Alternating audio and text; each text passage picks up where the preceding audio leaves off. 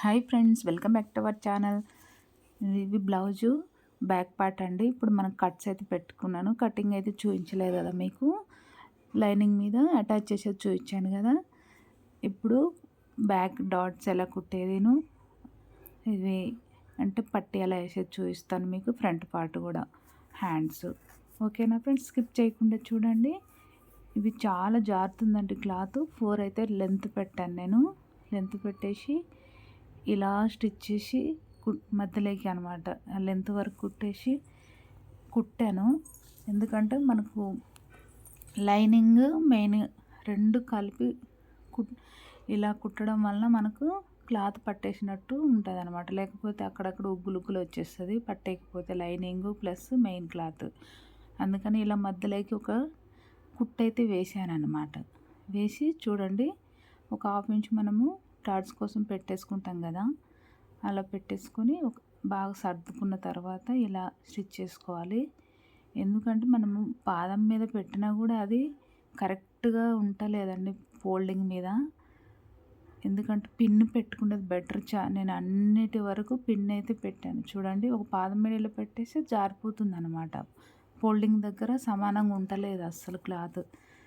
ఇలా జారి మనకు స్టిచ్చింగ్ సరిగ్గా ఇలా కింద ఫోల్డింగ్ కరెక్ట్గా సమానంగా రావట్లేదు అనమాట. ఇప్పుడైతే ఇలా వచ్చింది కదా. అయితే లైనింగ్ మెయిన్ క్లాత్ పట్టినట్టు ఉందనమాట. రెండోది కూడా సేమ్. ఇలా లైనింగ్ను మంచిగా సర్దుకొని ఒక హాఫ్ ఇంచు మనకు ఖర్చు అయితే పెట్టాం కదా, కాబట్టి డాట్ ఎక్కడ ఉండేది మనకు కరెక్ట్గా తెలిసిపోతుంది. 4 ఇంచ్ అయితే లెంత్ పెట్టాను అనమాట నేను. ఇలా స్టిచ్ చాలా జారుతుందండి. చాలా జాగ్రత్తగా స్టిచ్ చేయాలి ఇది క్లాత్. ఎందుకంటే అరుదుగా వస్తాయి కదా కొన్ని, ఎప్పుడు రావు మనకు. ఇలా ఉందనుకోకుండా కొంచెం ఆలోచించుకొని స్టిచ్ చేసుకోవాలి. ఎందుకంటే పేషెంట్ ఉండాలన్నమాట మనకు. చూడండి, కొంచెమన్నా అలా వచ్చేస్తుంది అన్నమాట. కొంచెం ఇలా. ఇప్పుడు 1.5 విడ్త్ తీసుకున్నా నేను. ఇక్కడ బొద్దుపాటు ఉంది కాబట్టి మనకు ఫోల్డింగ్ అవసరం లేదు. ఎందుకంటే గట్టిగా ఉంటుంది కదా మనకు, అంచు అవసరం లేదు కాబట్టి ఒక పావించి ఇలా ఖర్చు వెడల్పు పెట్టేసుకొని స్టిచ్ చేసుకుంటూ రావాలి. బ్యాక్ పార్ట్ ఇంకా ఇలా బ్యాక్ పార్ట్కి పట్టి అనమాట ఇది.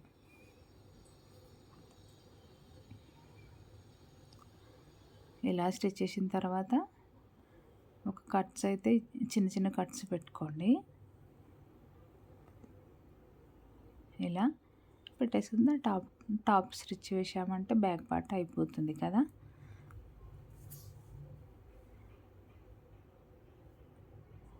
ఇలా వేసేసుకోవాలన్నమాట. ఇక దాన్ని ఫోల్డ్ చేసేసి హెమ్మింగ్ వేసుకుంటే బ్యాక్ పార్ట్ అయిపోతుంది కదా ఈజీగా. చూడండి, ఇలా మంచిగా ఫోల్డ్ చేసిన తర్వాత హెమ్మింగ్ వేసి వేయాలన్నమాట. ఇప్పుడు ఫ్రంట్ పార్ట్ కూడా కట్స్ పెట్టాను చూడండి నేను డాట్స్ దగ్గర. ఇలా ఫోల్డ్ చేసి ఒక స్టిచ్ అయితే వేసాను చూడండి, మీకు చూపిస్తాను. మీకు మామూలుగా నార్మల్గా ఇలా వేసాను. 2.5 అయితే లెంత్ తీసుకున్నాను నేను, మీడియం సైజ్ బ్లౌజ్ కాబట్టి.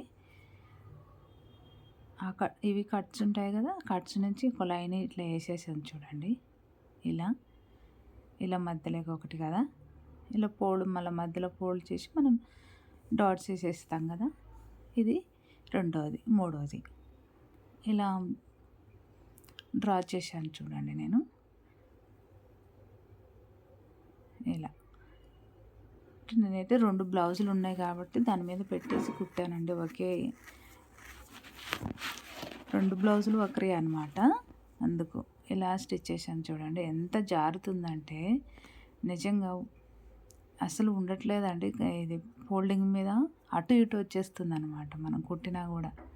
చూడండి, ఎంతసేపటికి కానీ మనకు ఇలా రాలే క్లాత్.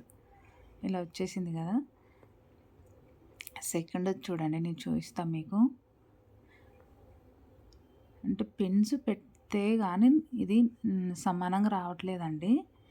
నీకు మామూలుగా పిన్స్ పెట్టకుండా అయితే చూపిస్తున్నాను ఇప్పుడు మీకు, ఎందుకంటే క్లారిటీ కోసం. ఇలాంటి క్లాతులు ఇంత కన్ఫ్యూజ్ తోటి కుట్టకుండా పిన్స్ పెట్టేసుకొని కుట్టేసుకోవాలి. అది మెయిన్ మెథడ్ అనమాట.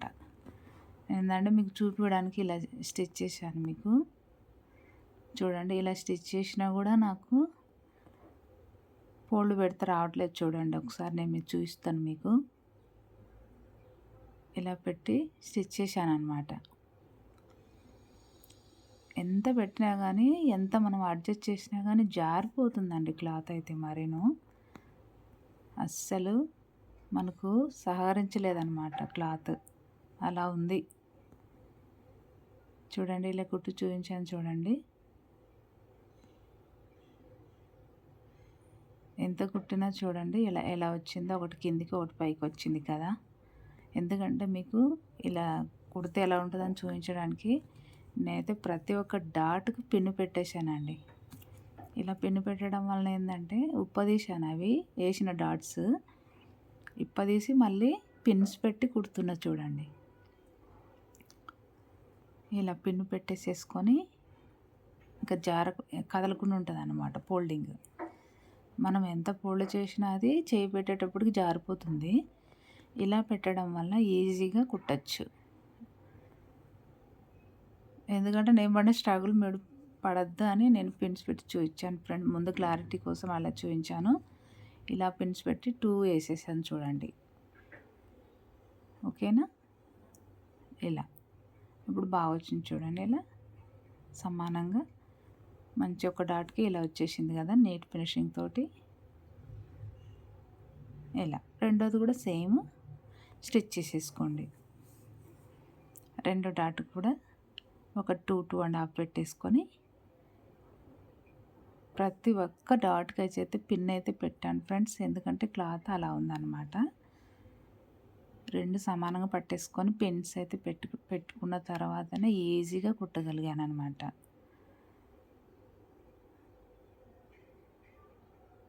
ఇలా ఒక 1/2 ఇంచు ఇలా మనం పెట్టేసి డాట్ కుడతాం కదా, రెండో డాట్ అనమాట ఇది.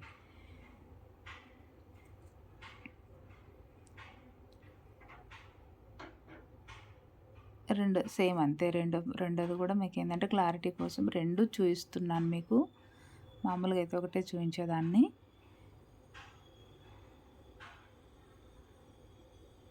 ఎలాంటి క్లాత్లో అయినా మనం స్టిచ్ చేసేటట్టు ఉండాలి ఫ్రెండ్స్. ఎందుకంటే కొంచెం థాట్ ఆలోచించుకొని కుట్టుకోవాలి. ఎలా కుడితే మనకు నీట్ ఫినిషింగ్ వచ్చేస్తుంది అంటే ఎలాగలా కుట్టద్దు కదా కస్టమర్స్కి. మనం కుట్టేటప్పుడు ఆలోచించుకొని కుట్టుకోవాలి. అంటే ఎలా అంటే అలా కుడితే మనకు కస్టమర్స్ ఇచ్చేవాళ్ళు కూడా ఇవ్వరు కదా. ఇలా మనము కొంచెం లేట్ ప్రాసెస్ ఏదైనా ఇలా కుట్టేసుకోవాలి. ఓకేనా? ఇప్పుడు చూడండి 2 డాట్స్ అయిపోయినాయి కదా, మూడో డాట్. ఇప్పుడు చూడండి మెయిన్ డాట్ పట్టేసుకుంటే మనకు ఈజీగా వచ్చేస్తుందండి. మన కట్స్ అయితే ఎక్కడికి పెట్టామో అక్కడికి వచ్చేస్తుంది చూడండి, కరెక్ట్గా వచ్చేస్తుంది. ఒక 4 లెంత్ అనమాట. ఒక 4 ఇంచ్ పెట్టుకున్నా నేను. లెంత్ చూసుకోండి. ఇబ్బంది పడాల్సిన అవసరమే లేదండి. మనకు మూడో డాట్ వస్తుందా రాదా, ఎలా వస్తుంది అనేది అవసరం లేదు. మెయిన్ డాట్ పట్టేసుకొని ఇలా పట్టేసుకున్నాం అనుకుంటే ఈజీగా మనకు చంకలేక వచ్చేస్తుంది అనమాట. ప్రాబ్లం అయితే ఏమీ ఉండదు. ఇలా ఒక 1/2 ఇంచు మనము ఫోల్డింగ్ చేసేసి ఒక 4 ఇంచెస్ దగ్గరికి కుట్టేసుకోవాలి. ఇలా రబ్ చేసుకోండి లాస్ట్న. రబ్ చేసుకుంటేనే, లేకపోతే కుట్టు ఊడుతుందండి. లేకపోతే ఇలా రబ్ చేసేయాలి. చూడండి క్లాత్కి పట్టేసి బాగా వచ్చింది కదా ఫినిషింగ్. ఇలా వచ్చేస్తుంది చూడండి. ఎంత సిల్క్ క్లాత్ అయినా మంచిగానే వచ్చింది కదా. అలా కుట్టాలి. ఓకేనా? సేమ్ రెండోది కూడా అలానే ఫస్ట్ డాట్ పట్టేసుకుంటే మనకు ఇలా ఈజీగా వచ్చేస్తుంది చూడండి. మనము పిన్స్ అయితే పెట్టుకోవాలి ఫ్రెండ్స్ ఖచ్చితంగా ఈ క్లాత్కి అయితే.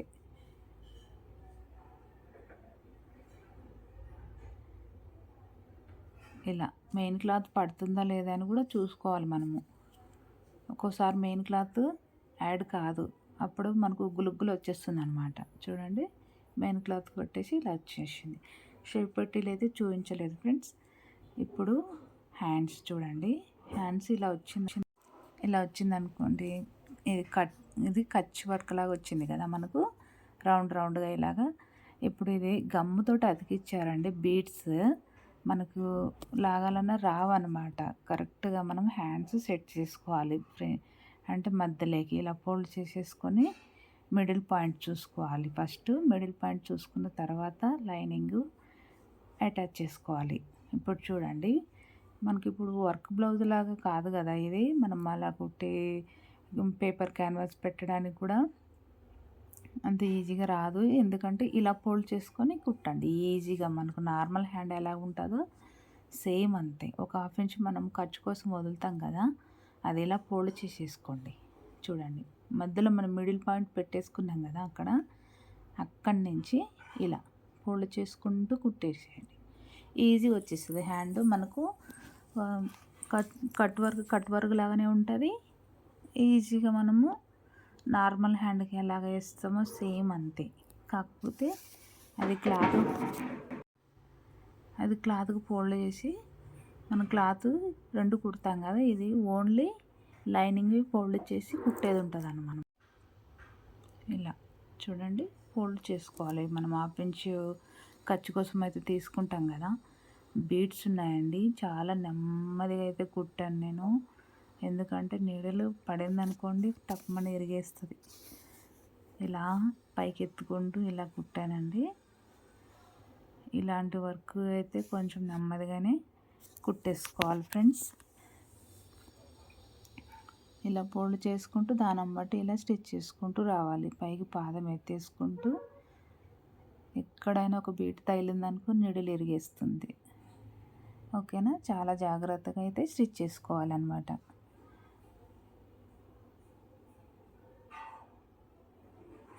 ఇలా మీరు నచ్చితే ఒక లైక్ ఇచ్చి సబ్స్క్రైబ్ చేయండి ఫ్రెండ్స్. ఓకేనా, ప్లీజ్ 100కి చేరువ కావాలి ఫ్రెండ్స్. ఈ మధ్య వీడియోస్ పెట్టలేదు కాబట్టి నాకు సబ్స్క్రైబ్ తగ్గిపోయారు. చూడండి, ఇలా మనము కట్ వర్క్ లాగానే ఉంది కదా, మనం లైనింగ్ కుట్టేసాము ఈజీగా కదా. ఇలానే స్టిచ్ చేసుకోండి. ఎందుకంటే రెడీమేడ్ కట్ వర్క్ ఇలా వచ్చినప్పుడు ఇలా స్టిచ్ చేసుకోండి కంగారు పడకుండా. ఓకేనా, పైన ఇప్పుడు మనము ఉల్టా తిప్పేసుకొని కుట్టేసుకోవాలి. ఇలా ఫస్ట్ అయితే యాడ్ చేసుకోవాలి. మనము సైడ్ జాయింట్స్ ఉంటాయి కదా, అవి యాడ్ చేసాను నేను ఆల్రెడీ. యాడ్ చేసిన తర్వాతనే నేను ఇలా లైనింగ్ యాడ్ చేసాను అనమాట. నేను హ్యాండ్స్ ఫోల్డ్ చేసేటప్పుడు ఒక సైడే 2 సైడ్లు కుట్టేది ఉంటుంది కదా, అలానే ఫోల్డ్ చేస్తాను కదా. కటింగ్ చేసేటప్పుడు ప్రతి ఒక్క హ్యాండ్ అలానే ఉంటుందండి నా కటింగ్లో. కాబట్టి ఒక సైడే మనం సెట్ చేసుకోవచ్చు. లేకపోతే 4 సైడ్లు కుట్టేది ఉంటుంది కదా, అలా కాకుండా 2 సైడ్లు కుట్టేది ఉంటుంది అనమాట. ఈ ఒక హ్యాండ్కి ఒక సైడ్, ఒక హ్యాండ్కి ఒక సైడ్ ఉంటుంది కదా, అలా స్టిచ్ చేసుకోవాలి ఈజీగా. ఎందుకంటే టైం కలిసి వస్తుంది కదా మనకు. మెయిన్ క్లాత్ అయితే 4 సైడ్ స్టిచ్ చేసేది ఉంటుందండి. ఎందుకంటే ఫోల్డింగ్ సమానంగా మనం ఫోల్డ్ చేస్తాం కదా, లైనింగ్ లాగా ఫోల్డ్ చేయడానికి కుదరదు మనకు. ఇలా ఎక్స్ట్రా ఉన్న క్లాత్ని కట్ చేసుకోవాలి. చూడండి, ఇలా వచ్చేస్తుంది కదా. రెండోది కూడా సేమ్ అంతానే కుట్టాను నేను. ఓకేనా, నచ్చిందనుకో లైక్ ఇచ్చేసేయండి, వేరే వాళ్ళకి కూడా షేర్ అవుతుంది. ఇప్పుడు మనకు కట్స్ ఉంటాయి కదా, ఇప్పుడు లోపల మనం ఇలా ఇవి స్టిచ్ చేసుకున్నప్పుడు కట్స్ పైకన్నా ఉండాలి, ప్లస్ లోపలికన్నా ఉండాలి. 2 హ్యాండ్స్కి ఒకటి అటు ఒకటి ఇటు ఉంటాయండి. ఫ్రంట్ పార్ట్ ఒకే సైడ్ వచ్చేస్తుంది. నేను చాలా కన్ఫ్యూజ్లో అలానే చేశానండి. మీరు చేయొద్దు ఆ తప్పు, నేను చేసిన తప్పు. మనం ఏదైతే కట్ ఇలా ఉంటుంది కదా, ఒక సైడ్ ఆపోజిట్ రావాలన్నమాట మనకు. ఒక హ్యాండ్కి ఇటు సైడ్ వస్తుంది, ఒక హ్యాండ్కి అటు సైడ్ ఫ్రంట్ పార్ట్ వస్తుంది కదా, అది చూసుకోండి. మెయిన్ ఏంటంటే హ్యాండ్స్ కుట్టేటప్పుడు అలా చెక్ చేసుకోవాలి. ఓకేనా, బాయ్ ఫ్రెండ్స్.